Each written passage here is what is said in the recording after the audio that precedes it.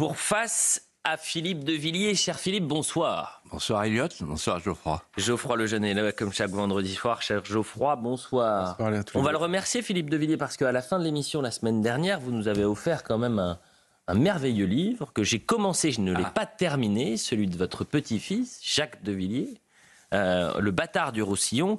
Et j'ai failli venir avec mon épée, c'est-à-dire qu'on se plonge, on est vraiment dans l'histoire de cap et d'épée. D'ailleurs, vous en avez fait un très bel article dans le JDD dimanche, je crois. J'allais dire, selon le terrible Pascal Ménadier, qui est le critique littéraire du JDD, c'est les nouveaux rois maudits. Ouais. C'est un vrai compliment. J'ai vu ce papier et voilà. C'est le nouveau roi maudit, parce que mon frère est passionné des rois maudits, donc je vais lui offrir alors. Lui offrir le bâtard du Roussillon. Il faut lui offrir le bâtard du Roussillon.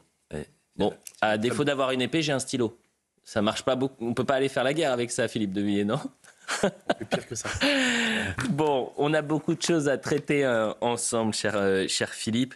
Et j'imagine que comme le monde entier, vous étiez suspendu jeudi soir à la loggia de la basilique Saint-Pierre, découvrant hier soir, découvrant pour la première fois le pape Léon XIV qui a célébré sa première messe aujourd'hui en tant que chef de l'Église catholique dans la chapelle Sixtine, avec une homélie d'une douzaine de minutes, durant laquelle Léon XIV a parlé du recul de la foi. Je vous propose qu'on l'écoute.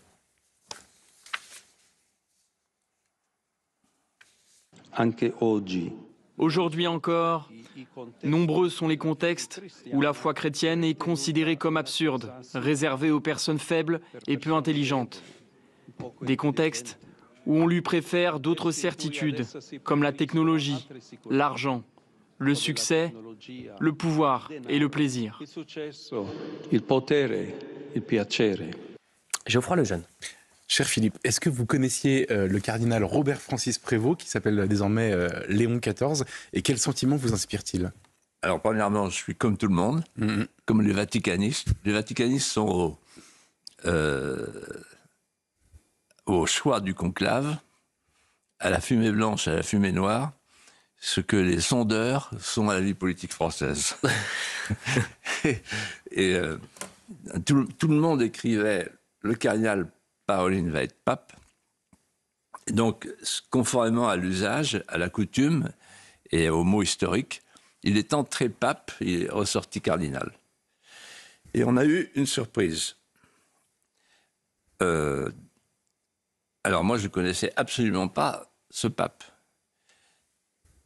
Et donc, il me revient, si je comprends bien, pour répondre à votre question, de donner mes premières impressions. Et je vais tout de suite dire qu'elles sont bonnes. Et je voudrais vous expliquer pourquoi. Quand on voit arriver le pape dans la loggia, c'est le même exercice, c'est la même disposition. On cherche à décrypter les traits, le voyage des traits sur le visage, le langage du corps. François avait demandé au peuple de Dieu, qui était sur la place Saint-Pierre, de le bénir. C'est un geste qui n'est pas anodin. Lui a béni le peuple en commençant par une formule christique. Quand on ne connaît pas quelqu'un, on se dit quelle impression il fait. Et l'impression que j'ai eue, d'abord, il était ému. Donc c'est pas un démagogue. Il était sincèrement ému. Il avait la gorge serrée et l'œil humide. Ensuite, il était timide. Réfléchi, en fait. C'est la timidité de quelqu'un qui réfléchit. De réservé. Et l'intuition que moi j'ai eue en le voyant, avant même qu'il ne parle, je me suis dit, il va s'abandonner à sa fonction. Il ne va pas se laisser encombrer par sa fonction. Or, j'ai lu, avant d'arriver tout à l'heure, le sermon qu'il a prononcé ce matin avec les cardinaux, Et il en a appelé à Saint Ignace d'Antioche.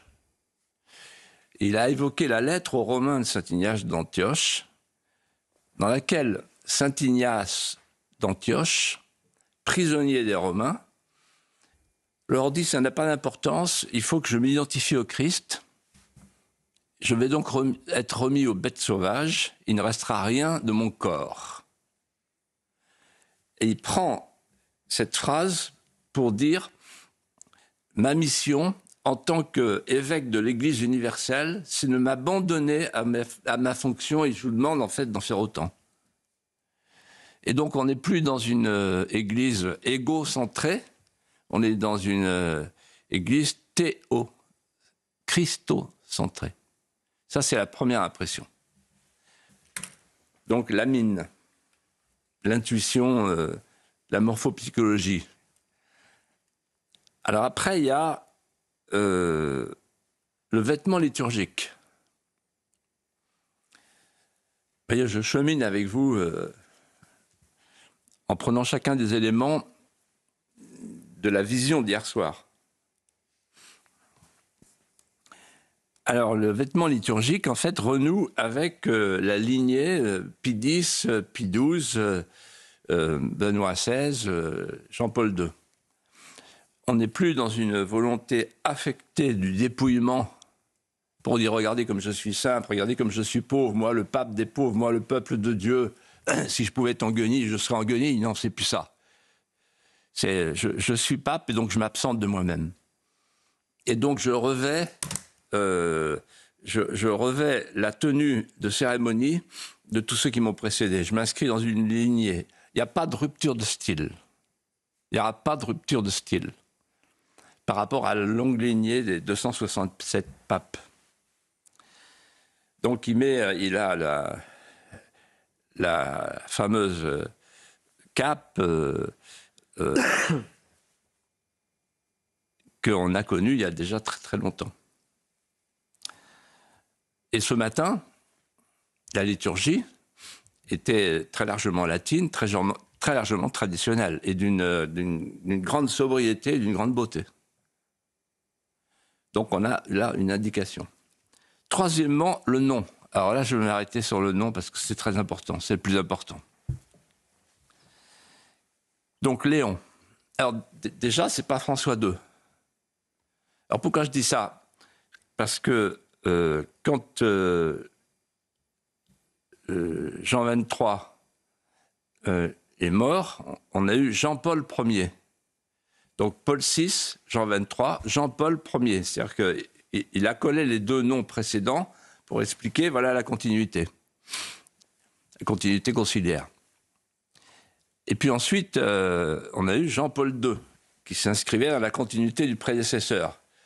Et donc là, je me disais, comme tout un chacun, comme vous sans doute, qui êtes des esprits beaucoup plus avertis que moi en matière ecclésiologique, bon, ça va être François II. Ben non. Donc ça veut dire que c'est de l'audace quand même. Il va chercher un autre nom que le nom de son prédécesseur pour être accolé à son prédécesseur. Non, il va chercher loin, il va chercher Léon XIII. Léon XIII, c'est un pape qui a marqué l'Église. Il a régné 25 ans, 1878-1903, et il a laissé 3 œuvres derrière lui qui sont des œuvres pérennes. Premièrement, il a fait une encyclique pour dénoncer la franc-maçonnerie.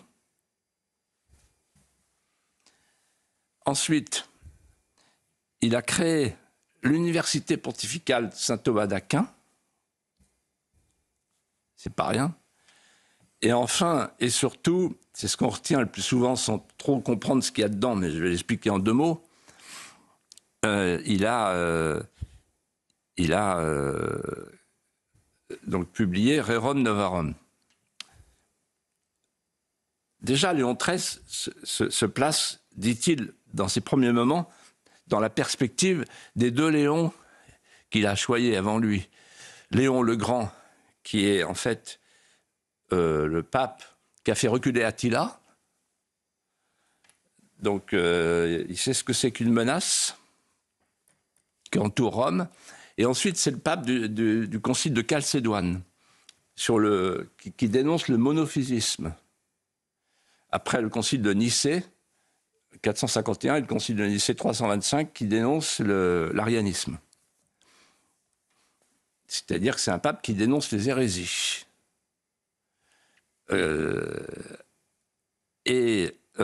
Ensuite, le deuxième Léon, c'est Léon IX, le pape de la réforme grégorienne, grand réformateur, grand restaurateur.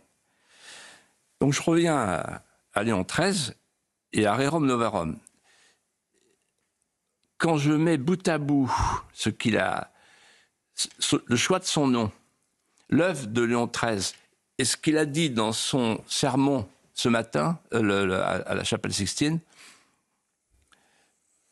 ce matin, selon qu'on est téléspectateur ou auditeur d'Europe 1, en fait, voilà, c'est simple.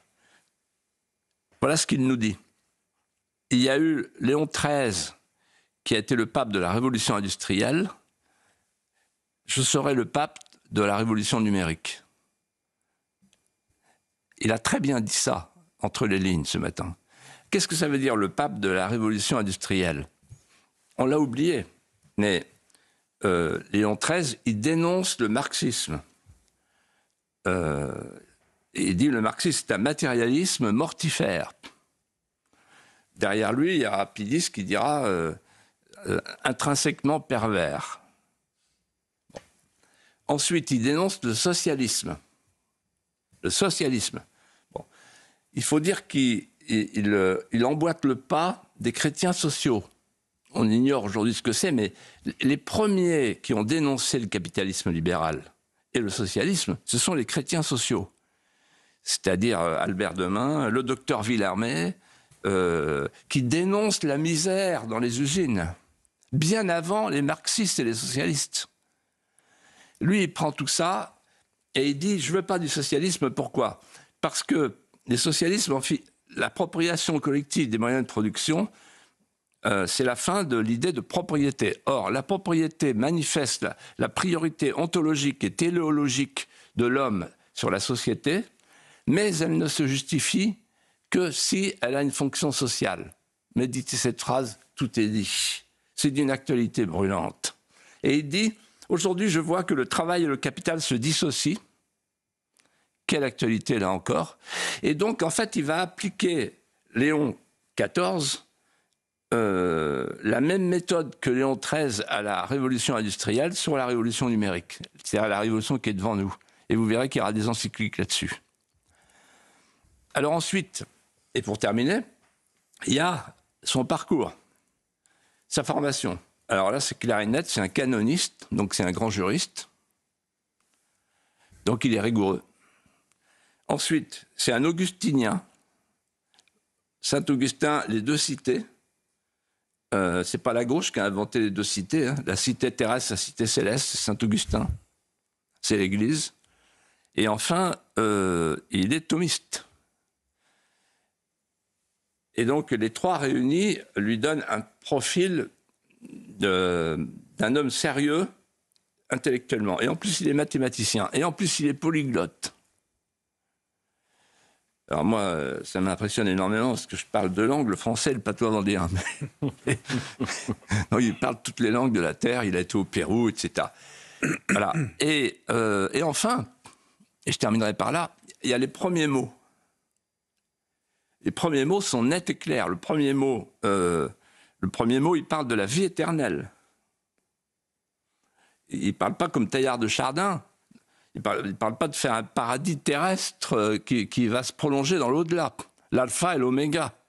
Non, il parle de la vie éternelle. Ensuite, il prononce le mot martyr. Ensuite, il prononce un autre mot incroyable, le mal ne gagnera pas. Le mal, c'est le péché dans son esprit. Et donc, en fait, je pense que c'est un pas spirituel, on l'a vu ce matin avec la messe, et qui a déjà en tête sa manière de diriger l'Église. Maintenant, il y a des forces contraires, il y a des chantiers qui sont ouverts, et donc ça ne dit pas encore ce que sera la papauté. Des chantiers encore ouverts, dites-vous, Philippe de Villiers. Selon vous, quels sont les défis du prochain pape Léon XIV? Pour moi, il y a 2 grands défis. Je vous parle comme d'habitude, en toute liberté. Hein. Le premier défi, il l'a dit ce matin dans son sermon, le défi de la foi. Et il a même dit une chose qui est très juste, il dit, pour les gens du commun, pour les médiateurs, etc., la foi, c'est une chose pour les gens très simples, les simples d'esprit, vous voyez. Quand on est intelligent, non, il y a la science. Donc la question qui se pose à lui, premier défi, c'est les murs porteurs de la foi. Il y en a 3. Je les ai évoqués lors de la mort du pape François. Il y a le premier défi, c'est le dogme. Le pape François voulait tenter l'aventure d'une église synodale, c'est-à-dire une démocratie dogmatisante fondée sur l'idée du peuple de Dieu. C'est le peuple de Dieu qui réforme. Ça allait de haut en bas, ça va de bas en haut. Le prochain pape, selon les premiers signes, il vient de la curie. Donc, je pense qu'il va vouloir restaurer la curie, faire confiance aux prêtres. Il y en a si peu, mais il faut les encourager. Ils sont les médiateurs entre le peuple de Dieu et l'Église du Christ. Et donc, il est possible qu'ils reviennent à une constitution hiérarchique de l'Église, à un modèle grégorien qui existe depuis 1000 ans. C'est-à-dire à la pyramide remise à l'endroit. Deuxième question, la question de la morale. La morale, que pape François avait pris des distances avec ses prédécesseurs sur les questions de morale sexuelle.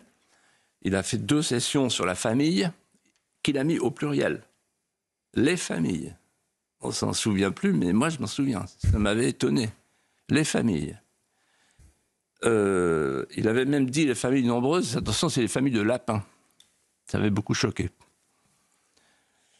Et il avait aussi fait publier le fameux document Fiducia Supplicans sur la bénédiction des couples homosexuels.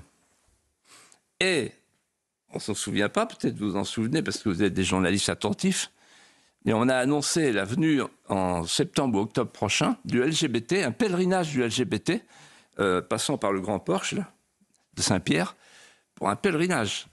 Il sera accueilli par le pape. Bon. Ça, déjà, je ne suis pas sûr que ça tienne parce que j'ai regardé un peu les prises de position du nouveau pape sur le LGBT, ce n'est pas son truc. Donc la question qui se pose, c'est est-ce que le nouveau pape va restaurer la famille? Oui, il l'a dit textuellement dans son sermon de ce matin.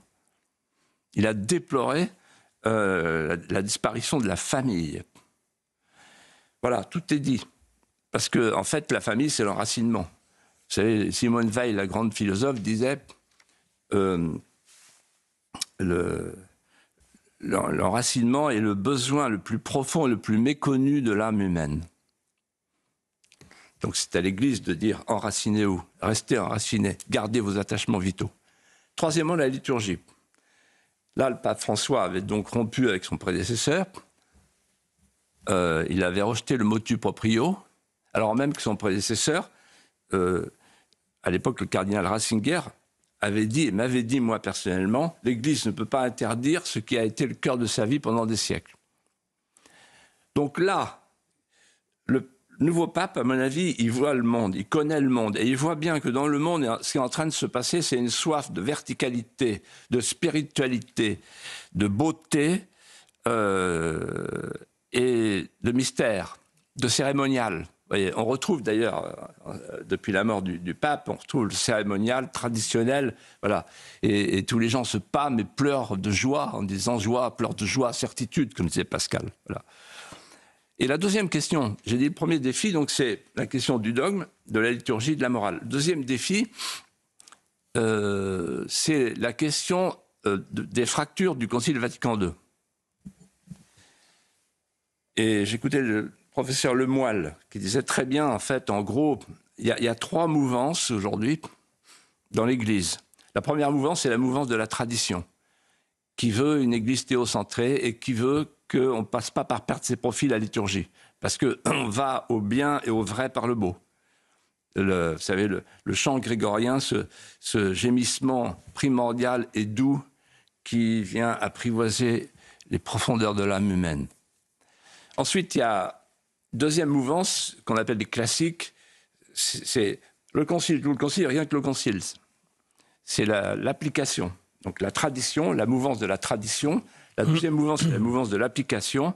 Mais en fait, ces gens-là voudraient bien que, finalement, le concile atterrisse en terre de tradition. D'où les charismatiques, etc. Et puis la troisième mouvance, c'est la Révolution. La Révolution, c'est quoi? Ça consiste à dire, avant le concile, il n'y avait rien, en fait. C'est exactement 1789. Avant 1789, avant les droits de l'homme, avant la République, il n'y avait rien. La France n'existe pas. Donc, et souvent, quand on va dans les églises, on entend la première phrase, c'est « Le Concile Vatican II, etc. » Mais qu'est-ce que tu veux me vendre, de la propagande, là? Et donc, en fait, la Révolution, c'était l'idée de François. Il faut tout révolutionner, il faut tout changer. Voilà. Et évidemment, on inquiète les gens, et pour pas grand-chose, parce que finalement, au bout du compte, il ne se passe rien. Et en fait, ceux qui prospèrent, vous ne le savez peut-être pas, mais moi je vous le dis, parce que je connais beaucoup de monde et je vois les gens qui m'écrivent, ce qui prospère, c'est la tradition. Voilà. La tradition et les classiques. Et en fait, entre la tradition et les classiques, il y a un compromis historique. Et lui, ce pape, il a tout compris, je pense. Durant la semaine, Philippe de Villiers, semaine durant laquelle Emmanuel Macron a donné un discours devant les francs-maçons à la Grande Loge de France. Et il y a prononcé un discours sur la laïcité, loin, très loin, du discours dans la cathédrale Notre-Dame de Paris. Donc on n'a pas la mémoire courte. Qu'est-ce qu'on a fait, Philippe de Villiers? On a collé deux déclarations. Il y a quelques mois seulement et quelques kilomètres d'intervalle entre les deux. Notre cathédrale nous rappelle que nous sommes les héritiers d'un passé plus grand que nous, qui peut chaque jour disparaître, et les acteurs d'une époque que nous avons à transmettre. Notre cathédrale nous dit combien le sens, la transcendance nous aident à vivre dans ce monde. Gardons-nous tout autant de ceux qui entendent faire de la laïcité un instrument de repentance contre la République, ceux qui ciblent les excès de 1793 pour s'attaquer à l'héritage de 1789, socle de notre histoire républicaine. La loi de séparation nous protège de tous ceux qui prétendent inscrire dans la Constitution des prescriptions à vocation identitaire au nom d'une lecture univoque du passé. La France laïque est la fille naturelle de la République. Le jeune. Ça, c'est une perle. Ouais. Comme on dit souvent, les archives sont cruelles. Comment expliquez-vous, Philippe, ce double discours? La France est la fille naturelle de la République. Donc, la République a fait une GPA et ça a donné la France. Et voilà, la fille de l'Église qu'elle devient. Alors, en fait, quand j'étais petit, j'avais eu un jour, ma marraine m'avait offert un truc extraordinaire. On appuyait sur un manche, là, et ça faisait une toupie kaléidoscopique. Bien sûr. Et alors, les images changeaient tout le temps. Et en fait, c'est Macron. Je me souviens, la première fois que je l'ai vu à la Rotonde, il me dit, vous savez, j'arrive de Jeanne d'Arc, j'arrive le 8 mai, je les emmerde. Parce que moi c'est la transgression. Moi, Jeanne d'Arc, parfaitement. Alors, il y a Brigitte qui dit, calme-toi. Il en rajoutait. Vous voyez, bon. Donc, en fait, je pense qu'il ne le fait pas exprès. C'est selon le moment, selon l'instant. Il y a un phénomène de dédoublement fonctionnel. Je ne sais pas, les psychiatres doivent connaître ça. Peut-être ils ont une explication, moi pas. Alors, on a Notre-Dame de Paris, c'est la Trinité. Et ensuite, la Loge de France, le triangle. On passe de la Trinité au triangle avec talent. Ou encore, la tunique christique, le tablier. Voilà. Et donc, en fait, il a dit son affection, je cite, sa connivence à la franc-maçonnerie française. Il a expliqué qu'il ne fallait surtout pas mettre les racines chrétiennes dans la Constitution. C'est là qu'il a parlé de la fille naturelle de la GPA républicaine. Et ensuite, il a parlé de l'obscurantisme. Et moi, je ne peux pas m'empêcher de dire, moi, je suis un homme rassis qui ne craint plus rien. De toute façon, ils m'ont tout fait. Et donc, j'ai un truc à dire sur la franc-maçonnerie que personne n'a jamais dit. C'est une phrase de Saint Matthieu. L'obscurantisme, il parle de l'obscurantisme à propos du christianisme. Mais il y a un autre obscurantisme, c'est l'obscurité. Pourquoi il se cache ? Pourquoi ce goût du secret, ce goût de l'occultisme, ce goût du conspirationnisme, ce goût du complotisme ? Pourquoi ils se cachent pour tramer ce qu'ils vont faire, par exemple en ce moment, là, ils se réjouissent dans les loges. Tous les tabliers sont réunis pour dire c'est extraordinaire avec la loi sur l'euthanasie. Ils ont réussi à faire voter par un gouvernement qui est composé de gens de droite une loi là qui va passer et qui est la pire des lois que le monde ait jamais vue. C'est-à-dire que le suicide va être légal en France. C'est la fin du décalogue. Et la phrase de Saint Matthieu, je vous la donne, je vous la livre. Il dit quand on allume une lampe, il ne faut pas la mettre sous le boisseau. Il faut l'accrocher au lampadaire pour qu'elle puisse éclairer toute la maison.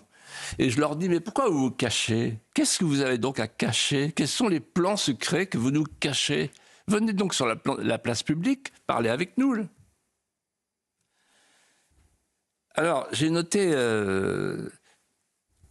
qu'il parlait de la loi de 1905. Là encore, personne n'a jamais dit ce que je vais vous dire maintenant. En tout cas, depuis très longtemps. La loi de 1905, c'est une loi d'éradication du christianisme. Et je vais vous le prouver. Ce n'est pas une loi de neutralité, etc. Pas du tout ça. On en fait une loi de neutralité aujourd'hui parce que ça gêne évidemment les laïcistes. Je dis bien les laïcistes. Je dis au passage que la laïcité, c'est une invention du Christ. Rendez à César ce qui est à César et à Dieu ce qui est à Dieu. Donc ça ne me gêne pas du tout de parler de laïcité, pas du tout. On distingue le temporel et le spirituel. On ne les sépare pas parce qu'ils s'irradient mutuellement, sinon il n'y a pas de société possible. Et donc en fait là, ce qui s'est passé, il y a des gens qui ont parlé. Jean Jaurès, un des grands artisans de la séparation de l'Église et de l'État, il a dit ceci, écoutez bien. Nous avons interrompu la vieille chanson qui berçait la misère humaine, et la misère humaine s'est réveillée avec des cris. La vieille chanson, c'est la chrétienté chantante, et les cris, c'est le socialisme. On voit où on en est aujourd'hui, Mélenchon. Paul Bert disait, Paul Bert c'est un grand laïciste, il a dit le christianisme, c'est le phylloxéra des esprits. C'est à l'époque où il y avait le phylloxéra dans la vigne. C'est gentil. Et Viviani, il a fait bien mieux. Viviani, c'est l'inspirateur de la loi. Écoutez bien. Viviani, il a dit « Nous nous sommes attachés à une œuvre d'irreligion. » Tiens. Nous avons arraché la croyance aux consciences. Tiens. Lorsque un misérable ployait le genou, fatigué par le poids du jour, nous lui avons dit que derrière les nuages, il n'y a que des chimères. Tous ensemble, chers camarades, nous avons éteint dans le ciel des étoiles qu'on ne rallumera plus. Voilà notre œuvre révolutionnaire, notre œuvre magnifique. Alors quand on vient me dire que, comme Bayrou, que c'est une loi d'apaisement, toutes les congrégations ont été supprimées, et c'est à partir de ce moment-là que l'Église a quitté la cité, en fait, qu'elle s'est réfugiée dans la sacristie. Et j'arrive à la conclusion suivante. En fait, il y a deux laïcités possibles. La laïcité du vide, la laïcité de la table rase, qui éradique le passé, qui éradique la civilisation, la personnalité d'un peuple, le patrimoine. Mais au bout, qu'est-ce qui se passe? La fin de l'absolu est en face de la soif d'absolu.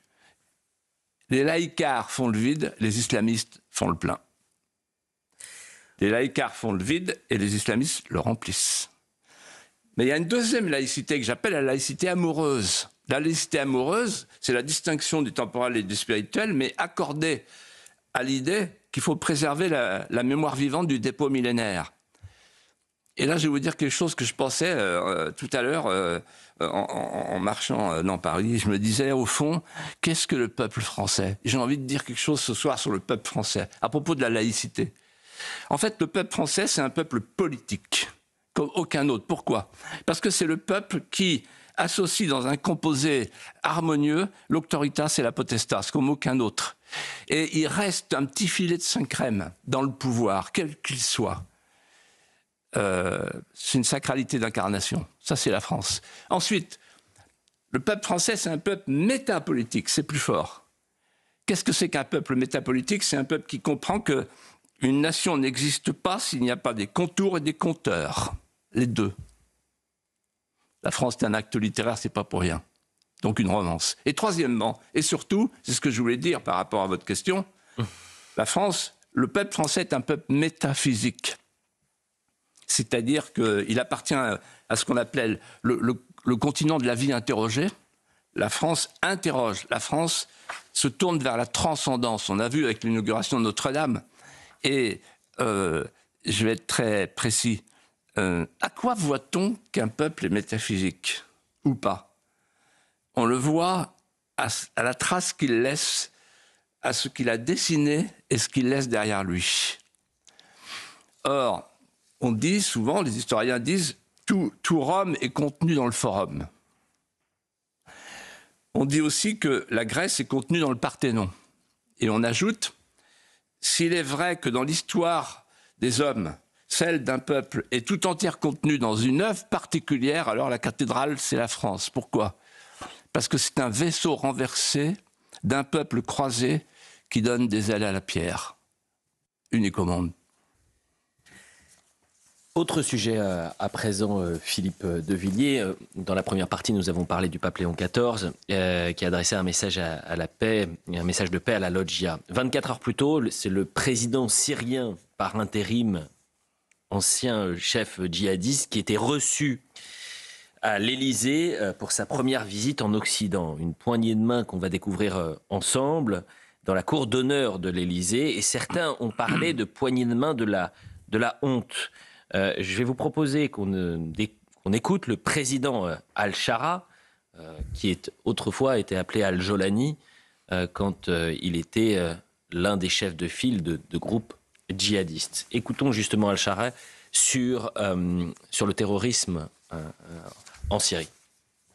Nous exprimons notre solidarité avec toutes les victimes du terrorisme. La Syrie a été la plus grande victime du terrorisme. Nous avons été bombardés avec des armes chimiques, avec des barils d'armes chimiques.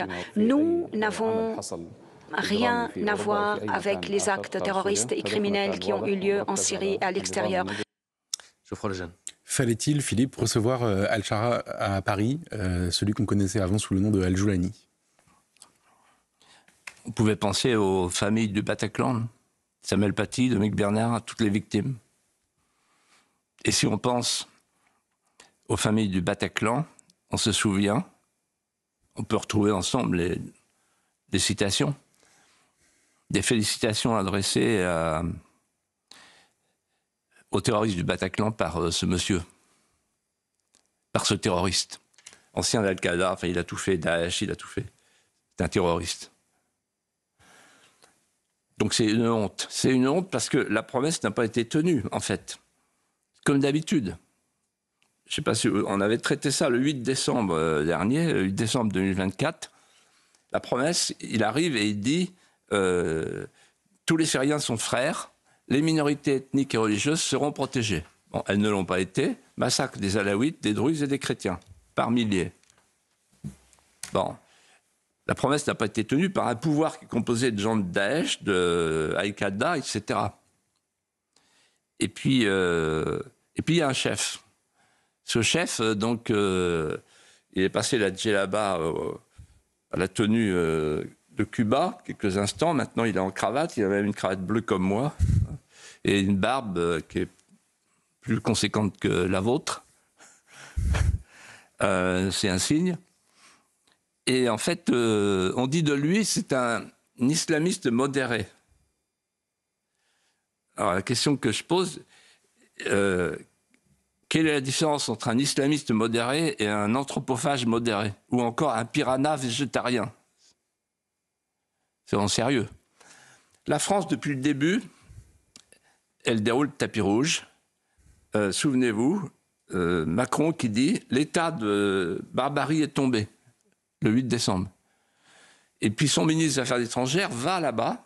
Et d'ailleurs, la ministre des Affaires étrangères de l'Allemagne, elle a voulu serrer la main du terroriste et il a refusé. Ah oui, il a refusé. Voilà. Et donc, en fait, c'est une faute diplomatique majeure de la part de la France. Pourquoi? Vous vous rendez compte qu'on parle des Druzes, on parle des Kurdes, on parle des Alaouites. Le mot chrétien, là, il ne l'a pas prononcé, Macron. Vous savez qu'il y avait 2 millions de chrétiens au début du 19e siècle en Syrie. Il y en a 20 000 aujourd'hui. C'est la valise ou le cercueil, là encore. Et c'est la fin d'une culture bimillénaire. Le christianisme, il a commencé, puisqu'on en parle, faisons le lien, il a commencé à Damas, avec le chemin de Damas de Saint Paul. Il a commencé à Antioche, puisque je parlais tout à l'heure du saint d'Antioche. Antioche, c'est là qu'est né le mot chrétien. Antioche. C'est là que Saint Louis a déposé sa promesse en 1248. Je vous protégerai avec la même protection spéciale que pour tous les Français. C'est là qu'à partir de 632, les chrétiens sont devenus des dhimmis. Mais ils ont continué à vivre, à survivre, pour être la présence de la chrétienté en Orient. En fait, tout ce qu'on regarde en Syrie aujourd'hui, la fin des chrétiens d'Orient, nous rappelle un mot d'un patriarche qui un jour nous a dit « Regardez bien ce qui nous arrive. Ça vous arrivera après nous. » Le président français Emmanuel Macron et le Premier ministre polonais, et on change de sujet, Philippe de Villiers, Donald Tusk ont signé ce vendredi à Nancy, dans l'est de la France, un traité renforçant entre autres la coopération de défense entre les deux pays face à une Russie jugée de plus en plus menaçante après déjà 3 ans de guerre en Ukraine. Et je vous propose d'entendre Emmanuel Macron lors de cette conférence. Il revient sur le défilé du 9 mai, défilé militaire à Moscou, où il y avait plus d'une vingtaine de chefs d'État étrangers. La présence cette semaine également de Xi Jinping, le chef d'État chinois, à Moscou. Écoutons Emmanuel Macron ensemble. Pour ce qui est de la parade du 9 novembre à Moscou, elle dit quelques éléments très simples. D'abord, le président Poutine est du côté de la guerre, pas du côté de la paix. Les propos belliqueux qu'il a pu réitérer, la réalité de chaque jour nous rappelle cela. Et ceux qui ont pu croire qu'il avait une velléité de paix en sont pour leur compte. Sur les propos qui ont été tenus par le président Poutine et la comparaison entre la situation que nous vivons et le nazisme, c'est une inversion des valeurs, mais il n'est pas le seul et il est désormais coutumier du fait. C'est un révisionnisme historique en même temps qu'une profonde erreur. Le nazisme est un totalitarisme qui avait ses spécificités. Le poutinisme est un impérialisme. Geoffroy Lejeune. Et en même temps, le Premier ministre polonais Donald Tusk a dit que c'était une honte d'être à Moscou aujourd'hui. Que vous inspire, Philippe, ces déclarations ? c'est un bout de feu. Il veut la guerre. Ils veulent la guerre. Les Européens veulent la guerre. Vous savez pourquoi ils veulent la guerre? Parce que c'est la seule manière pour eux de faire une Europe fédérale. C'est l'ultime moyen de faire l'Europe fédérale. Au sens où Delors et Jean Monnet expliquaient, on ne peut faire l'Europe que par la crise. Donc là, ils ont sous la main une crise, ils veulent la faire durer. Mais en fait, la paix va se faire sans nous. Et c'est nous qui allons payer. C'est de la folie. Qu'est-ce qui s'est passé aujourd'hui à Moscou? Comme cela a été dit sur votre plateau avant nous, il y a un triple message de Poutine qui est très clair. Et il faut que les gens qui nous écoutent et qui nous regardent réfléchissent. Parce que là, la propagande est Propagandastafel. C'est effrayant. Il envoie un message à son peuple, le message du patriotisme. Nous, on a foutu d'envoyer un message de patriotisme chez nous. On envoie un message de patriotisme pour les Ukrainiens. Qu'est-ce qu'on a à voir avec l'Ukraine, nous? C'est pas dans l'Europe. Deuxièmement, il envoie un message à l'Europe, un message sur l'isolement. Donc un message sur le patriotisme à son peuple, un message aux Européens sur l'isolement, en disant Bruno Le Maire, feu Bruno Le Maire. Vous vous souvenez qu'il disait ils sont isolés. Macron qui a dit des dizaines de fois ils sont isolés. La Russie est isolée. Là, il y avait 2/3 du monde entier qui était là, devant le défilé. 2/3 du monde entier. Et troisièmement, il a envoyé un message sur le nouvel axe du monde. Et c'est sans doute le plus important, le nouveau piège de Thucydide. C'est-à-dire qu'en fait, il y a le monde qui s'organise sans nous. Alors les Américains, eux, bon, ils vont se retirer tranquillement, mais nous, on continue à vouloir faire la guerre comme des bouts de feu. On joue avec les missiles, on jouera bientôt avec le nucléaire. Et moi, je reprends le message du pape, que la paix soit avec vous. Faites la paix. Et il faut que les hommes politiques français soient raisonnables, qui se lèvent pour dire on veut la paix, on ne veut pas la guerre, ça suffit. Voilà. Alors, vous me direz, ah bah oui, mais alors ça sera une Ukraine démembrée, etc. Bah, ils l'ont cherché. Les accords de Minsk, qui a commencé? Alors, c'est de deux côtés. Bon, on le sait bien, on connaît l'histoire, je la connais par cœur, l'histoire. Et donc, je dis à nos politiciens, vous êtes en train, comme en 14, comme en 40, avec le général Gamelin, de nous entraîner à la guerre. Parce que les Russes, je les connais. Faut pas trop leur mettre de persil sous le nez, vous voyez, en plein hiver. Hein. Donc, ça peut mal se terminer, cette histoire. Voilà. Et quant à Trump, il faut travailler avec lui, essayer de voir comment on peut trouver un accord. Il est facile à trouver. L'Ukraine n'entrera pas dans l'OTAN. Bon, ben ça, c'est acquis.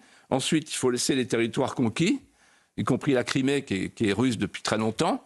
Et puis pour le reste, il faut une garantie de sécurité. C'est quand même pas très compliqué. Il suffit d'avoir de la bonne volonté. Et rejeter la faute sur le voisin, ce que fait Macron, c'est d'une hypocrisie sans nom. Macron est un gamin, Macron est un enfant.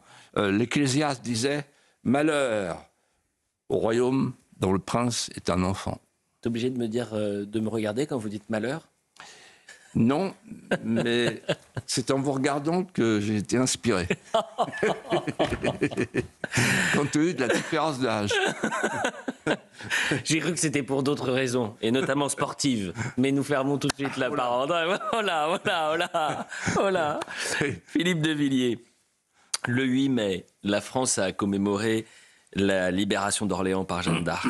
Vous qui avez fait revenir l'anneau joannique d'Angleterre, pouvez-vous nous raconter l'histoire, ce chef de guerre hors norme, hors du commun? Alors, j'ai besoin de vous prendre à témoin tous les deux. Tu sais qu'il y a une foule de 1 million... C'est ce que j'allais vous dire. C'est pas nous deux, ce sont des centaines de milliers de Français. Parce qu'on serait paralysé par le trac, oui. Alors, je m'adresse à tous les Français qui nous regardent, et notamment aux jeunes, parce qu'ils sont très nombreux. Je vais leur parler de Jeanne d'Arc. Vous allez voir. Écoutez bien. Donc, c'est la revue des troupes, c'est la revue des capitaines. Ils sont tous là. Xaintrailles, Dunois, Childeray, La Hire. Jeanne passe devant eux, puis les rassemble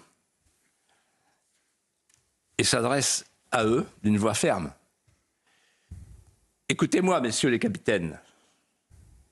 Demain, à l'aube, nous allons partir pour délivrer Orléans, depuis Blois, où nous sommes.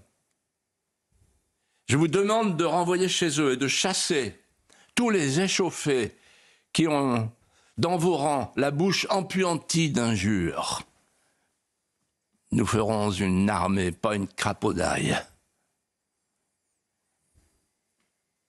Alors, la chevauchée commence. Elle déploie son étendard, elle embrasse son anneau. Elle embrasse son anneau en pensant « il faudra un miracle ». La situation est désespérée. Vous savez comment on appelle le roi de France? Le petit roi de Bourges. C'est ce qui lui reste. C'est tout ce qui lui reste. Le petit roi de Bourges. Et pourquoi c'est tout ce qui lui reste? Parce que la France est sous occupation anglaise. Parce que celle qu'on appelle, de manière très méchante, la truie couronnée, c'est-à-dire la reine de France, Isabeau de Bavière, plissée sous le Hénin, elle a signé ce traité, le traité de Troyes, une sorte de traité de Maastricht de l'époque 1420, et qui donne la France à l'Angleterre. Ça veut dire qu'en fait, Orléans est le dernier rempart sur la Loire. Soit ça bascule dans un sens, soit ça bascule dans l'autre. Et pour que ça bascule dans le sens de la France, il faut lever le siège et donc reprendre une à une les redoutes et les bastilles. L'assaut commence avec succès, avec un succès inespéré. Le 6 mai, la Bastille des Augustins est prise. Le 7 mai, la Bastille des Tourelles est prise. Et là, Jeanne, qui veut montrer l'exemple, exemple à Trahunt, elle s'empare d'une échelle. C'est absolument déraisonnable. Elle saute dans la douve et elle applique l'échelle contre la haute palissade de la redoute. Et là, elle grimpe. Et quand elle est au dernier barreau, hélas, elle reçoit dans le dos un trait fulgurant, un méchant vireton qui lui transperce l'épaule. Elle se retourne, elle arrache elle-même la flèche. Le sang coule, gicle. Et elle entend Laïr, en bas dans la douve, qui, avec sa voix de stenteur, lui dit « Jeanne, ce n'est pas du sang qui coule, c'est de la gloire. » Et la gloire, elle va arriver dans quelques instants, avec la victoire, avec le triomphe, devrais-je dire, avec la levée du siège, avec la délivrance. Et là, la population se masse autour de ce chef de guerre, avec son armure. Et on confectionne à la hâte et on lui offre le 9 mai une huque verte et une robe de fine Bruxelles bordée d'orties. Et on l'appelle, lorsqu'elle a revêtu ce cadeau symbolique, cette nouvelle tenue, l'ange héraldique du royaume. Mais elle n'a qu'une pensée. C'est pas la gloire, c'est pas sa gloire, c'est pas les acclamations. Non, elle veut finir sa mission. Finir sa mission, ça veut dire mener le dauphin, le gentil dauphin, comme elle dit, à Reims. Mais les princes du sang refusent et essayent de la raisonner. Jeanne, écoutez-nous. Il est clair, quand on voit la géographie de la France, il faut d'abord libérer la Normandie. D'ailleurs, la route de Rouen est beaucoup moins périlleuse que la route de Reims. Il faut d'abord bouter les Anglais hors de France, et alors, tous ensemble, nous conduirons le dauphin à Reims. En d'autres termes, d'abord la libération, et ensuite l'onction. Et là, elle se dresse, Jeanne, et avec son aplomb incroyable et son génie, elle leur dit, je crois exactement à la prudence contraire, messieurs les capitaines. D'abord l'onction, ensuite la libération. Parce que, je vous invite à réfléchir, la cérémonie du sac va produire sur tous les esprits du royaume forte impression. Et après l'onction, le gentil dauphin pourra balayer les ennemis beaucoup plus facilement. Messieurs les capitaines, je prétends que Charles de Valois, le dauphin, recevra plus de force d'une seule goutte d'huile que de 10 000 lances. Il y a un long moment de silence. Le conseil baisse la tête. Le roi regarde fixement le chef de guerre, Jeanne. Il l'admire pour la première fois. Il l'approuve. Elle le sent, elle le sait, elle le devine. Il lève la séance. Et le lendemain, à l'aube, le cortège, le convoi se met en route pour Reims. Méditez la leçon joannique, qui est la suivante.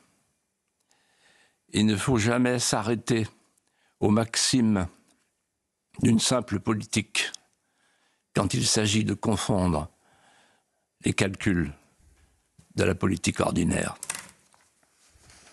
D'abord l'onction, ensuite la libération. Merci beaucoup Philippe de Villiers. Il nous reste une petite minute. Le temps de rappeler que demain vous serez... On a eu Abenmous Papam jeudi soir. On aura Abenmous promeneur millénaire demain matin, cher Philippe de Villiers, puisque sera inaugurée la promenade Philippe de Villiers au Sable d'Olonne. Il faut le rappeler, c'est un grand moment quand même. Et c'est la volonté du maire des Sables d'Olonne, Yannick Moreau, pour me dire merci dans un acte de gratitude. C'est si rare. Parce que j'ai créé le Vendée Globe avec Philippe Gentot. Et du coup, la ville des Sables a voulu qu'une partie du Remblai s'appelle désormais, porte mon nom. Je ne vous dis pas dans quel état ma propre famille qui dit « Non mais Philippe, c'est pas possible, papa, c'est pas possible, pas de ton vivant, etc. » Et je leur réponds, avec l'humilité du vieil auteur qui a des références. Écoutez, on sera 2 désormais à avoir une rue de son vivant. Je vous rappelle que Victor Hugo, en 1885, a eu son boulevard et il descendait sur son boulevard pour aller chercher son pain. Exceptionnel. Et c'était le boulevard Victor Hugo. Il était de son vivant. Bien... Donc demain, je vais tirer sur le fil et dévoiler la promenade Philippe de Villiers. La promenade Philippe de Villiers. Alors c'est entre la promenade Kennedy et la rue de l'Âtre. Je peux vous dire qu'on découvrira les images demain et vous qui faites du vélo, vous imaginez, donc Victor Hugo avait... Face à la mer. Ah oui, bah alors vous freinez. Oui. Lorsque vous allez prendre la promenade Philippe de Villiers à vélo, vous freinez avant de pas de tomber dans l'eau quand même. Quand je regarderai la mer, je penserai à nous. Ce toit tranquille où dorment les colombes. Magnifique. Merci Philippe de Villiers, merci Geoffroy Lejeune.